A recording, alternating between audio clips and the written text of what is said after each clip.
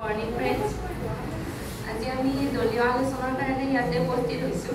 গম পাইছে কলেজত হৈছে এটা সংকেতজনক ঘটনা বা পৰিস্থিতি যি তৎক্ষণাত সংঘটিত হৈ মানুহৰ জীৱন ঘৰ সম্পত্তি টকা পইচা লগতে গৰু ছাগলী গোটেইবোৰ ধ্বংসৰ সৃষ্টি কৰি লৈ যায়। যে ম্যানমাৰত 7.7 ৰিক্টাৰ স্কেলৰ ভূমিকম্প হৈছিলে।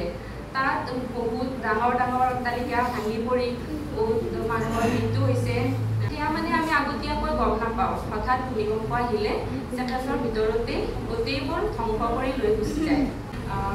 পেহেলগামত যি এটা হৈছিলে আমি অৱগতসকলে তাত কোনোবাই ফেমিলিলৈ ফুৰিব গৈছিলে প্ৰাকৃতিক সৌন্দৰ্য উপভোগ কৰিবলৈ, আকৌ কোনোবা নৱবিবাহিতা পত্নীয়ে গৈছিলে, কিন্তু পাকিস্তানৰ সন্ত্ৰাসবাদী আহিয়ে 26জনে 27জনক মাৰি পেলালে।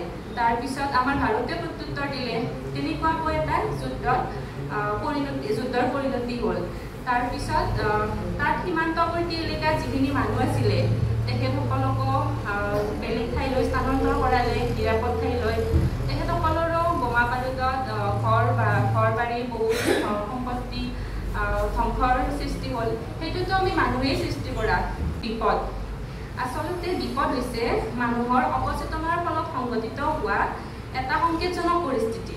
উদাহৰণস্বৰূপে আমি ক'ব পাৰোঁ যে এমাহ ধৰি বৰষুণ দি আছে, আমি টেলিভিশ্যনত দেখি আছোঁ যে ভূটানে পানী এৰি দিব, তামোলপুৰকে ধৰি নলবাৰীত বিহু বানত বুৰ যাব।